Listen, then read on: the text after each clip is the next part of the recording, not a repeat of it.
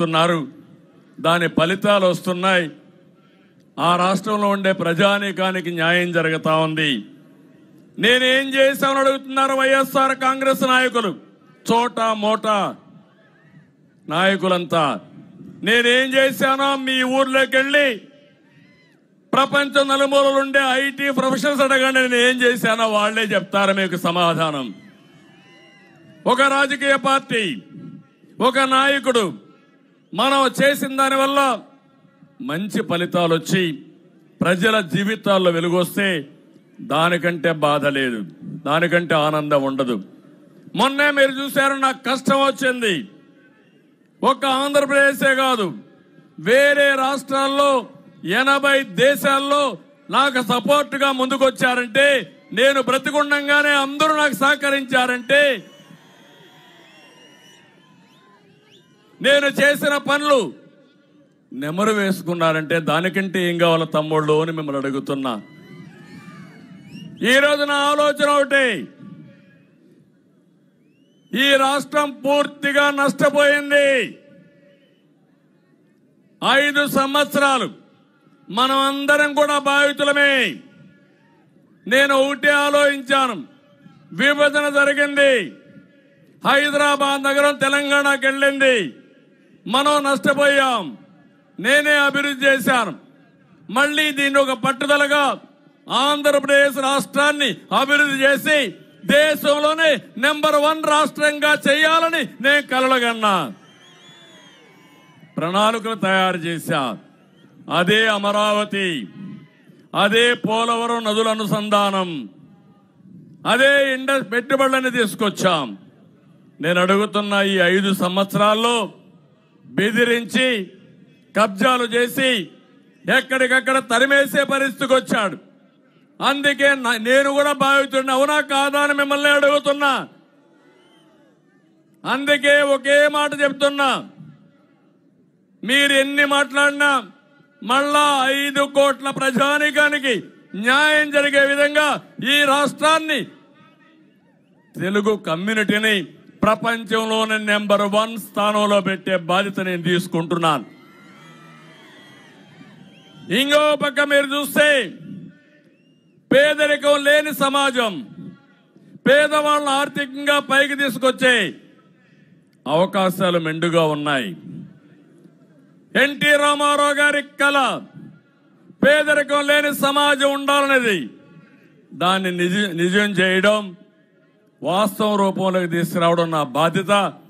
అందుకే చెప్తున్నా, అనునిత్యం నేను ఆలోచించేది పేదవాడి గురించి ఆలోచిస్తాను. మిమ్మల్ని ఆర్థికంగా పైకి తీసుకొచ్చే బాధ్యత తెలుగుదేశం పార్టీది, మాదని మరొక్కసారి మీ అందరికీ హామీ ఇస్తున్నా. కానీ ఈరోజు మనం ఒక్కసారి ఆలోచిస్తే 1, 2 కాదు, ఎక్కడ చూసినా విధ్వంసంతో, తుగ్లక్ విధానాలతో, సైకో ప్రవర్తనతో రాష్ట్రాన్ని అతలాకుతలం చేశారు. ఇష్టానుసారంగా చేసి ఇప్పుడు కూడా మళ్ళా బెదిరించే పరిస్థితికి వస్తున్నారు. అందుకే నేను మిమ్మల్ని ఒకటే కోరుతున్నా, రా కదిలి రా అనే పిలిపించాను.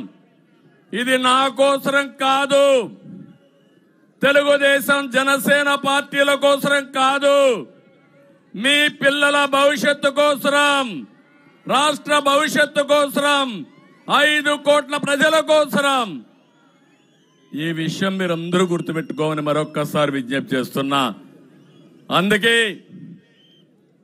నిన్న సిద్ధం అనే మీటింగ్ పెట్టాడు. నువ్వు సిద్ధం మీటింగ్ ఏమో తెలియదు కానీ, నువ్వు సిద్ధం అంటే నువ్వు టికెట్లు ఇచ్చిన వాళ్ళందరూ పారిపోతున్నారు, మాకు మీ టికెట్ వద్దు బాబు అని పారిపోతున్నారు. అవునా కాదా అని మిమ్మల్ని అడుగుతున్నా. అందుకే నేను పిలిపిస్తున్నా, వైఎస్ఆర్ కాంగ్రెస్ పార్టీలో ఉండే నాయకులు, ఆ పార్టీలో ఉండే కార్యకర్తలు ఈ రాష్ట్ర ప్రయోజనాల కోసం, 5 కోట్ల భవిష్యత్తు కోసం వారికి పిలిపిస్తున్నా. రా కదిలి రండి, ఇది మనందరి బాధ్యత. ఈ రాష్ట్రాన్ని బాగు చేద్దామని వారికి కూడా పిలిపిస్తున్నాను. మీరు కూడా రమ్మని గట్టిగా చప్పట్లు కొట్టి వారిని కూడా బాధ్యత గుర్తు చేయమని కోరుతున్నా. నేను అడుగుతున్న ఏ వర్గమైన ఆనందంగా ఉన్నారా తమ్ముళ్ళు? ఇప్పటికి కూడా మీరు ఒకసారి చూస్తే ఉదాహరణ కొన్ని చెప్తున్నా.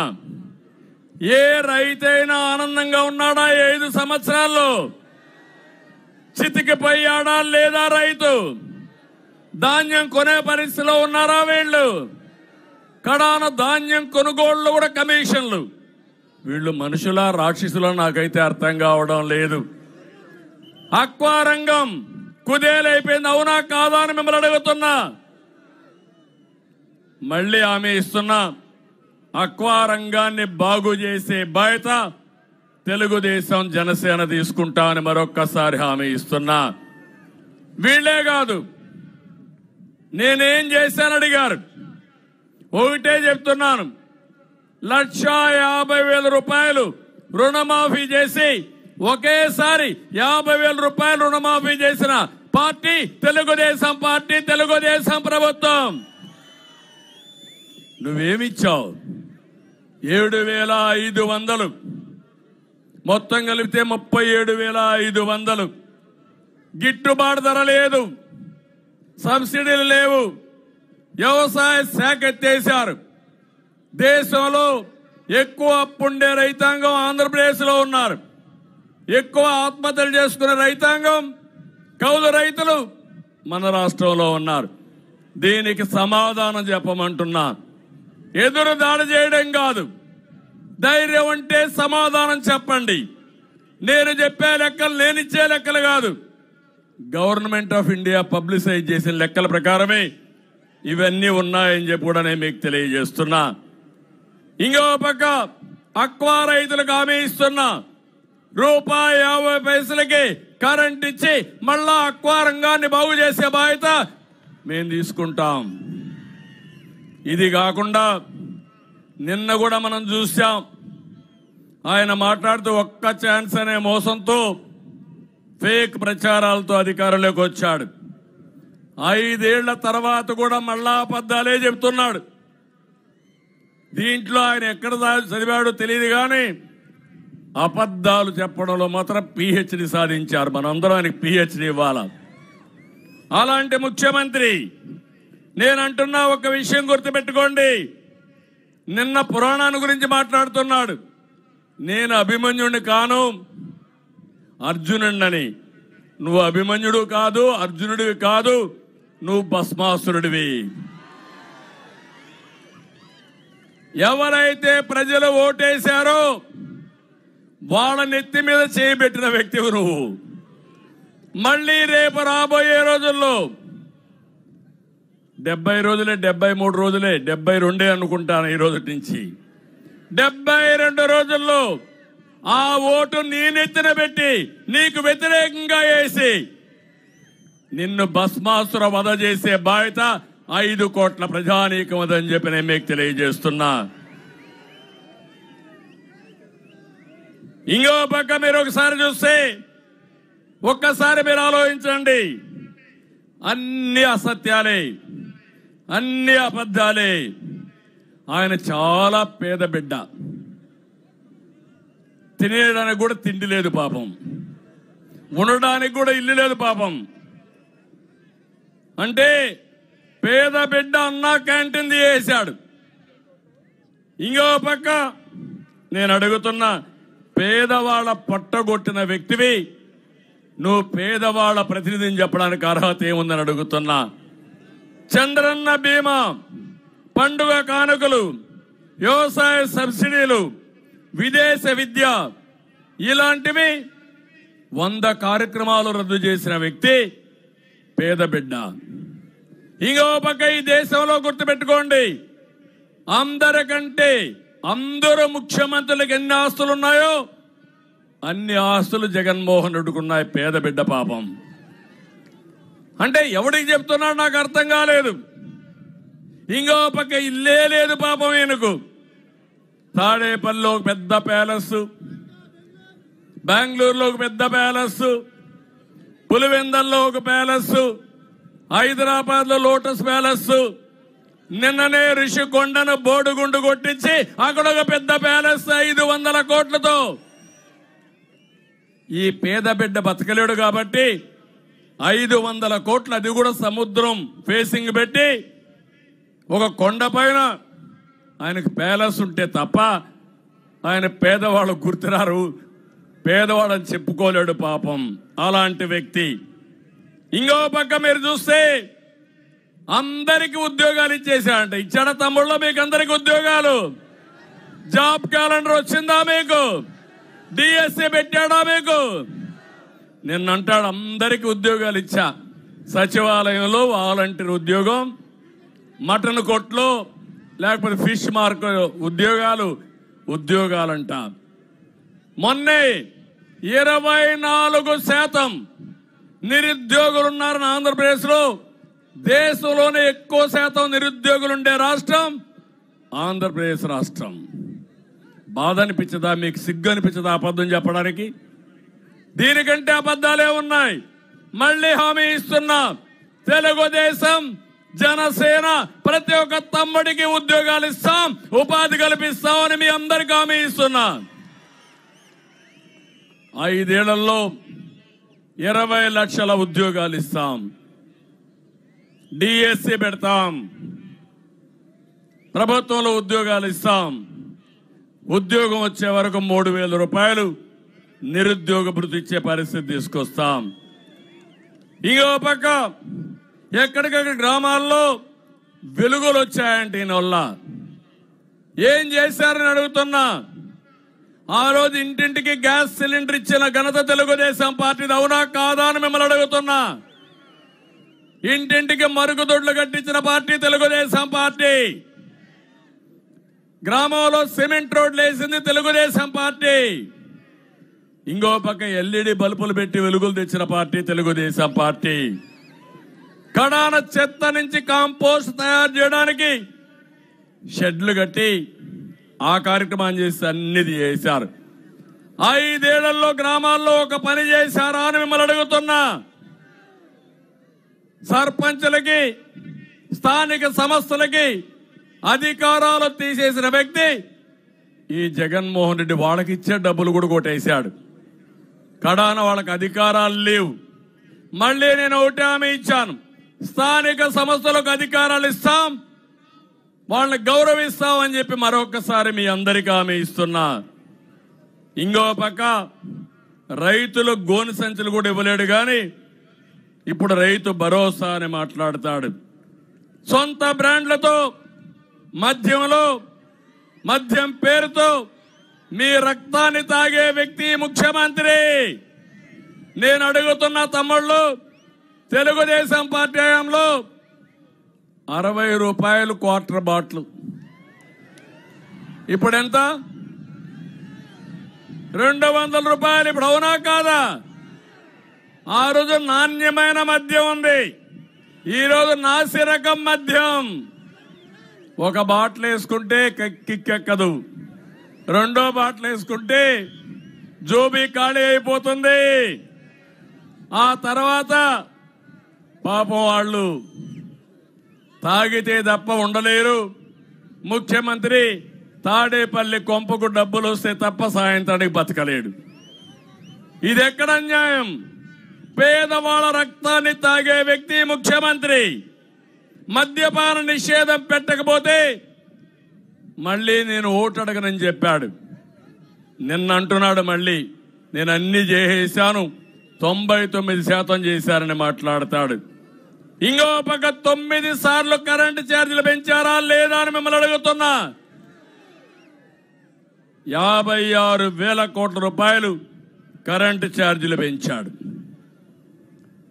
చట్టమే లేని దిశ, చట్టం పేరు చెప్పి మహిళలకు రక్షణ ఇస్తున్నా అని చెప్పి మాట్లాడతారు. అసలు చట్టమే లేదు, అలాంటి దిశ చట్టం అడ్డం చెప్పి మాట్లాడే పరిస్థితికి వచ్చాడు. బీసీ, ఎస్సీ, ఎస్టీ, మైనారిటీలకి నేను అడుగుతున్నా, మీకేమైనా 1 రూపాయి ఇచ్చాడా? ప్రత్యేకంగా ఏమైనా చేశాడా? ఇక్కడ ఈ జిల్లాలో యానాదులు ఉన్నారు. నేనే ఆ రోజు యానాదుల కోసం ఐటీడీఏ పెట్టి వాళ్ళని ఆర్థికంగా పైకి తేవడానికి నేను ముందుకు పోయాను. కనీసం ₹1 ఇచ్చాడా అని అడుగుతున్నా. వాళ్ళు నష్టపోయే పరిస్థితికి వచ్చారు. అందుకే ఈ జగన్ మోహన్ రెడ్డి మీ బిడ్డ కాదు, ఈ రాష్ట్రానికి క్యాన్సర్ గడ్డ. అలాంటి క్యాన్సర్ గడ్డను ఆపరేషన్ చేయాలనా లేదా అని మిమ్మల్ని అడుగుతున్నా. ఇంకో పక్క అందుకే ప్రజలు నిర్ణయించారు, నీ ఫ్యాన్కు 3 ముక్కలున్నాయి, 3 రెక్కలున్నాయి. తొందరలోనే 3 రెక్కల్ని విరిచి పక్కన పడేస్తారు. గెట్ రెడీ జగన్మోహన్ రెడ్డి అని అంటున్నా. నీ ఫ్యాన్ బాధుడి రెక్కను ఉత్తరాంధ్ర ప్రజలు విరిచేస్తారు. నీ హింసా రాజకీయాల రెక్కను సీమ ప్రజలు తుంచేస్తారు. నీ విధ్వంస నిర్ణయాల రెక్కను కోస్తా ప్రజలు పీకి పాతరేస్తారు. కడాని నీకు మిగిలేది మొండి ఫ్యాను. నీ చేతిలో పెట్టి నీ రివర్స్ పాలనకు రివర్స్ గిఫ్ట్ నీకు ఇస్తారు. తాడేపల్లి ప్యాలెస్ లో తీరిగ్గా కూర్చొని బాధపడే రోజు తొందరలోనే వస్తుందని చెప్పి కూడా నేను మీకు తెలియజేస్తున్నా.